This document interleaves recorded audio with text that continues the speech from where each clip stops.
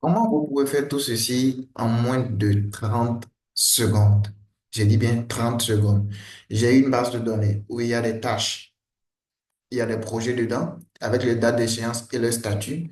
Je veux facilement mettre en couleur les projets qui sont en retard, les projets qui devaient être déjà terminés mais qui ne sont pas terminés. Générer un graphique en secteur, d'accord, pour pouvoir m'afficher le nombre de projets terminés, pas terminés et en cours.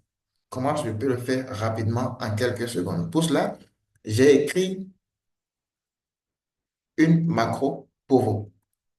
C'est cette macro que je mets à votre disposition. Je vais vous mettre ça dans le lien de description de la vidéo pour que vous puissiez copier, coller simplement. La macro fonctionne de la sorte. Donc, je reviens sur mon fichier. Je vais faire un exemple ici pour que vous puissiez mieux voir. Je reste ici. Je vais exécuter la macro. D'accord? Je suppose que je suis la feuille ici. Je vais exécuter la macro. Je viens dans développeur, macro. Je vais exécuter la macro simplement. Je pouvais ajouter un bouton qui va exécuter la macro.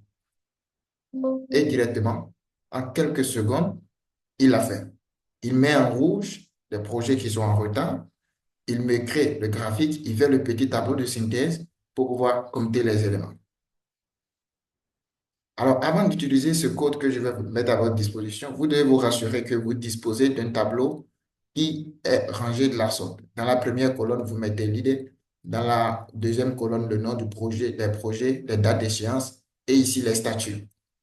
Et c'est quand vous faites ça que vous pouvez facilement cliquer sur la macro et l'exécuter. Aussi, vous devez vous rassurer que votre feuille s'appelle suivi projet. C'est le nom que j'ai donné dans la macro. Sinon, vous devez avoir quelques bases en VBA pour pouvoir modifier la macro si vous voulez bien.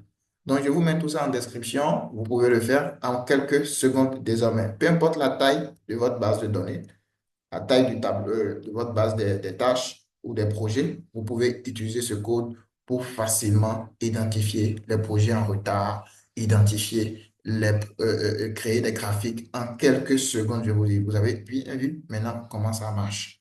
Merci.